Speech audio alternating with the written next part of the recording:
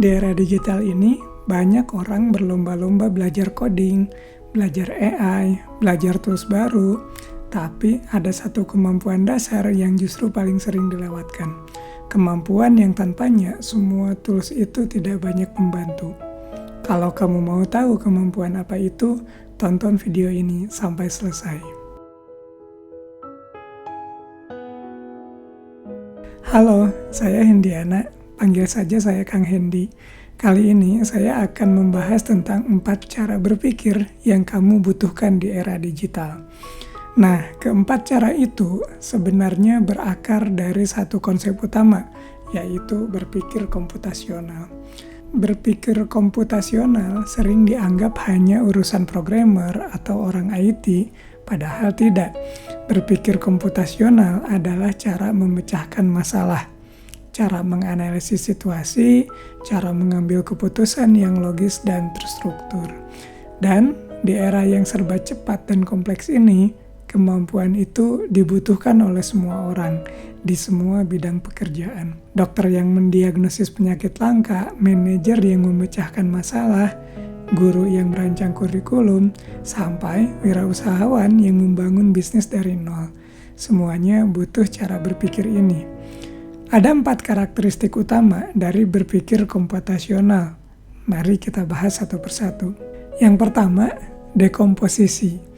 Dekomposisi adalah kemampuan untuk memecah masalah besar menjadi bagian-bagian kecil yang lebih sederhana. Kenapa ini penting?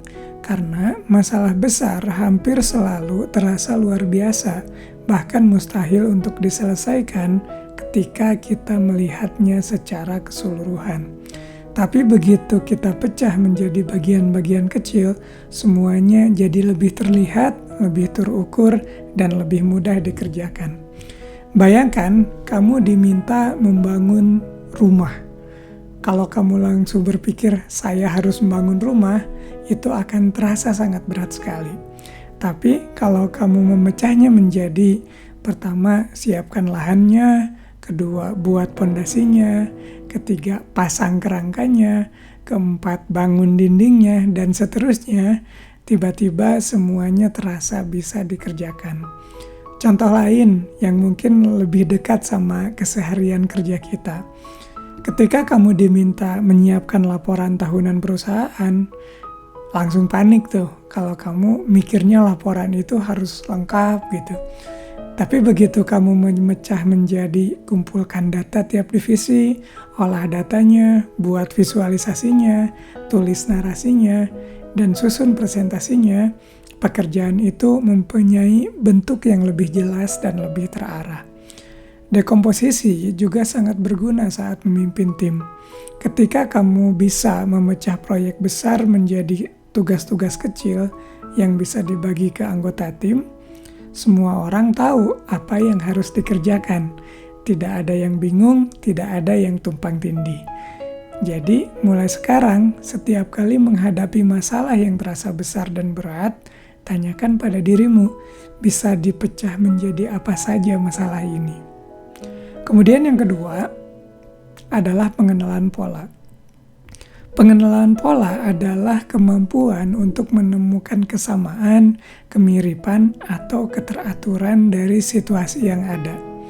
Ini adalah salah satu cara berpikir yang paling menghemat waktu dan energi. Kenapa? Karena kenyataannya, sebagian besar masalah yang kamu hadapi hari ini punya kemiripan, punya kesamaan dengan masalah yang sudah pernah ada sebelumnya, baik yang pernah kamu alami sendiri maupun yang dialami orang lain. Orang yang terlatih mengenali pola tidak perlu mulai dari nol setiap kali menghadapi masalah baru. Mereka bertanya, ini mirip dengan situasi apa yang pernah saya hadapi sebelumnya? Apa yang berhasil waktu itu? Apa yang waktu itu harus diperbaiki? Contohnya gini, ketika seorang manajer yang sudah berpengalaman akan menyadari bahwa setiap kali ada anggota tim baru, produktivitas tim akan turun dulu selama beberapa minggu pertama sebelum akhirnya naik lagi. Itu adalah pola. Dan karena dia mengenali pola itu, dia sudah tahu harus melakukan apa. Bukannya panik, tapi menyiapkan proses onboarding yang lebih baik. Pengenalan pola juga sangat krusial dalam dunia bisnis. Perusahaan-perusahaan besar menggunakan data untuk mengenali pola perilaku pelanggan. Kapan mereka belanja, apa yang sering dibeli, kapan mereka berhenti berlangganan, dan dari pola itu mereka bisa mengambil keputusan yang jauh lebih tepat. Pengenalan pola tidak harus selalu soal data yang banyak. Kamu bisa mulai dari hal yang sederhana. Perhatikan pola dalam rapat tim kamu. Perhatikan pola dalam cara klien merespon proposal kamu. Perhatikan pola dalam cara kamu sendiri bekerja. Kapan waktu yang paling produktif, kapan kamu paling mudah membuat kesalahan. Semakin banyak pola yang kamu kenali, semakin tajam instingmu dalam mengambil keputusan. Kemudian yang ketiga, kemampuan abstraksi. Ini mungkin yang paling sulit dipahami dari keempat karakteristik yang tadi, tapi juga salah satu yang paling powerful. Abstraksi adalah kemampuan untuk fokus pada informasi yang paling penting dan mengabaikan detail-detail yang tidak terlalu relevan. Di era sekarang, kita dibanjiri informasi setiap harinya. Notifikasi, email, berita, data, laporan, semuanya datang bersamaan. Dan kalau kamu tidak bisa memilah mana yang penting dan mana yang tidak, kamu akan terus merasa kewalahan. Abstraksi itu adalah filter. Bayangkan, kamu adalah seorang dokter yang sedang mendiagnosis pasien. Ada banyak sekali gejala yang dilaporkan pasien, tapi dokter yang terlatih tahu mana gejala yang relevan untuk didiagnosis dan mana yang hanya gangguan kecil yang tidak berhubungan. Itulah abstraksi. Contoh di dunia kerja, kamu menerima laporan setebal 100 halaman. Tanpa kemampuan abstraksi, kamu akan baca semua itu.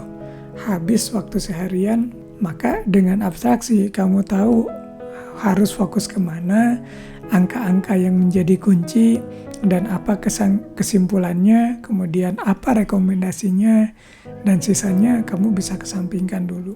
Abstraksi juga sangat penting saat berkomunikasi.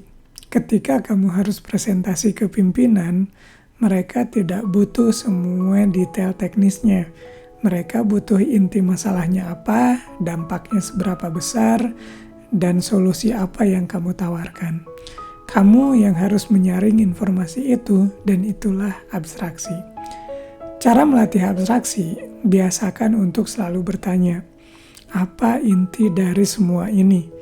Kalau harus dijelaskan dalam 3 kalimat, apa yang paling penting untuk disampaikan? Latihan sederhana ini, kalau dilakukan terus-menerus, akan mengubah cara kamu berpikir secara drastis. Kemudian, kemampuan yang keempat adalah algoritma. Algoritma adalah langkah-langkah solusi yang disusun secara urut, jelas, dan logis agar masalah bisa diselesaikan tanpa perlu menebak-nebak. Banyak orang mendengar kata algoritma dan langsung berpikir tentang kode pemrograman. Padahal algoritma ada di mana-mana dalam kehidupan sehari-hari. Resep masakan adalah algoritma, instruksi perakitan furnitur adalah algoritma, prosedur keselamatan di pesawat adalah algoritma. Semua itu adalah langkah-langkah yang tersusun secara urut untuk mencapai hasil tertentu.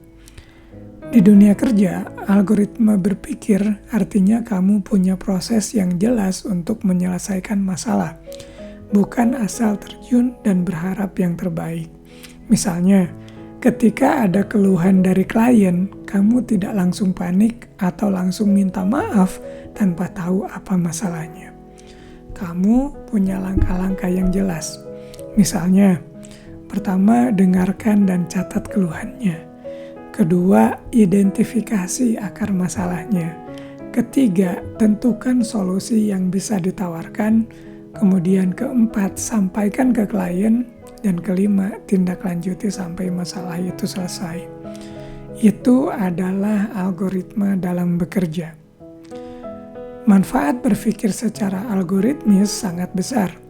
Pekerjaanmu jadi lebih konsisten, hasilnya lebih bisa diprediksi, dan ketika ada yang salah, kamu tahu persis di mana kesalahannya sehingga lebih mudah diperbaiki. Algoritma juga sangat penting untuk delegasi. Kalau kamu punya proses yang jelas dan terdokumentasi, orang lain bisa menjalankannya tanpa harus selalu bergantung padamu. Itu yang membuat tim bisa bekerja mandiri dan efisien. Jadi, kita sudah membahas keempat karakteristik berpikir komputasional. Dekomposisi, pecahkan masalah besar jadi bagian-bagian kecil. Pengenalan pola, temukan kemiripan dan keteraturan dari situasi yang ada. Abstraksi, fokus pada yang penting, abaikan yang tidak relevan. Algoritma, susun langkah-langkah solusi secara urut dan logis. Yang keempat, cara berpikir ini tidak harus dikuasai sekaligus. Pilih satu yang paling relevan dengan tantangan yang sedang kamu hadapi sekarang, dan mulai latih dari situ. Karena berpikir komputasional bukan bakat bawaan. Ini adalah skill yang bisa dipelajari, dilatih, dan diasah setiap harinya. Dan di era digital ini, mereka yang punya cara berpikir seperti ini akan selalu punya nilai lebih di tempat kerja, di bisnis, dan dalam kehidupan sehari-hari. Nah, kalau kamu merasa video ini bermanfaat, silahkan share ke orang-orang yang menurut kamu ingin berkembang dan meningkatkan cara berpikirnya di era digital ini. Saya Kang Hendy, sampai jumpa di video selanjutnya.